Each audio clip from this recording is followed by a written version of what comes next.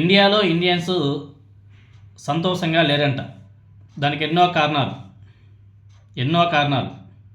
కులాల మధ్య గొడవలు, మతాల మధ్య గొడవలు, ప్రతిరోజు కుల మతాల మీద రచ్చ, రాజకీయం, అసమానతలు బీభత్సంగా పెరిగిపోయాయి. బతకడం కోసం, తినడం కోసం తిండి కూడా కల్తీ. ఆ కల్తీ మీద అసలు ప్రభుత్వాలే పట్టించుకోవట్లే. తినే తిండిలో కల్తీ, తాగే పాలలో కల్తీ,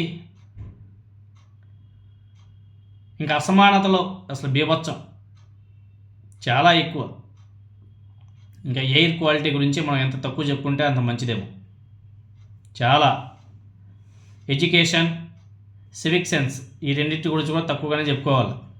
మన వాళ్ళు ఎక్కడ తాగితే అక్కడ పడేస్తారు, ఎక్కడ తింటే అక్కడ పడేస్తారు, గుట్కాలు నములుతారు, తుక్కని వస్తారు, వాళ్ళకి నచ్చిన చోట ఊసేస్తుంటారు, రోడ్ల మీద పోస్తారు, ట్రైన్లో పోస్తారు.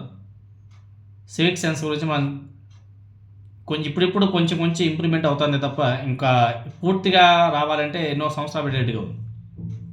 జనాభా పెరుగుదల, తినడానికి సరైన క్వాలిటీ ఫుడ్ దొరకపోవడం, ఇలా అనేక విషయాల మీద సర్వేలు చేస్తే ఇండియాలో ఇండియన్స్ సంతోషంగా లేరు అన్నది చాలా స్పష్టంగా వాళ్ళు తెలియజేశారు. ఈవెన్ పాకిస్తాన్తో కంపేర్ చేసుకుంటే కూడా మన ఇండియా కిందనే ఉంది.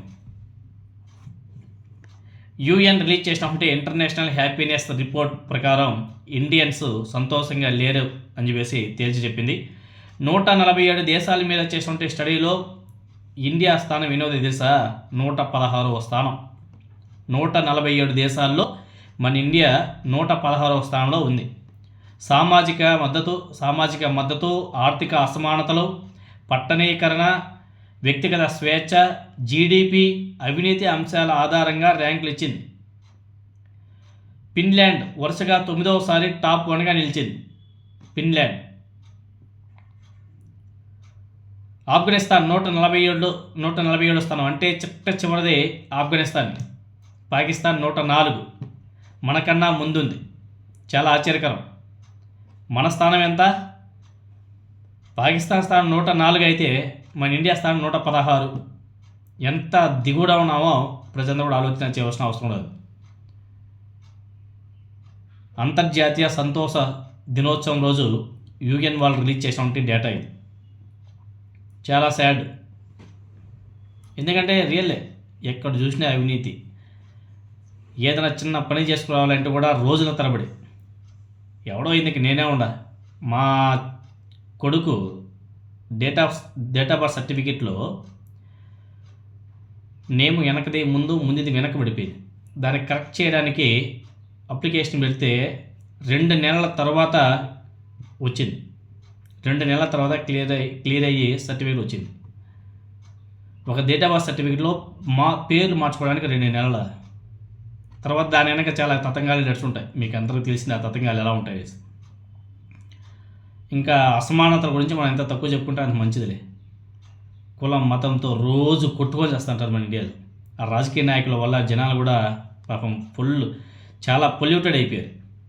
ఎక్కడ చూసినా ఇది, ఎక్కడ చూసినా వాడు, అది, కులం మతం, హిందూ, ముస్లిం, క్రిస్టియన్ అని చెప్పేసి ఇంకా రాజకీయాలు మొదలు పెడితే సోషల్ మీడియాలో ఓపెన్ చేస్తే ఇదే రాద్ధాంతం, ఇంకేమీ ఉండవు.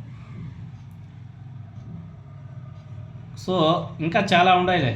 సో ఇలా చూసుకుంటే అన్నీ ఇంకా పట్టణాల్లో చిన్నపాటి వర్షం వస్తే ఇంకా పెద్ద నగరాలు హైదరాబాద్ కానీ, చెన్నై కానీ, బెంగళూరు కానీ, ఢిల్లీ కానీ, గుడ్గాం కానీ ఇలాంటి పెద్ద సిటీలు ఏ విధంగా అల్లకొల్లారం అయిపోతుంటే మనం అందరం చూసాం.